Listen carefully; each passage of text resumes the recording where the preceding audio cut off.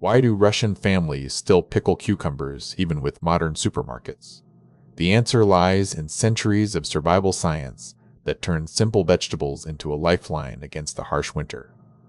Long before refrigeration or global trade existed, Russian ancestors developed pickling as a critical method to stock up food for the long, cold winters. It was an essential survival strategy. We must understand that pickling is not merely a preservation method, but a deep way of connecting generations and seasons. The practice stretches back centuries, creating a cultural bridge between past and present.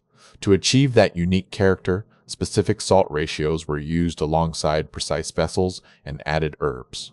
Utilitarian food items, they were crafted with immense care and foresight by our ancestors. In those days, recipes included lots of preserved ingredients because pickles could be eaten on their own or added to soups and sauces. This versatility ensured no calorie was wasted during starvation months. Today, the art of preserving fruits and vegetables is very much alive.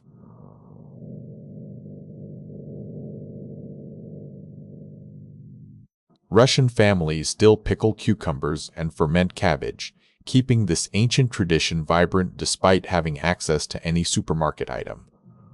The final result is a national cuisine staple that presents the history of survival in every bite. Modern recipes perfectly honor the tradition of storing food for the cold Russian winter. Pickling is more than just food for the cold Russian winter.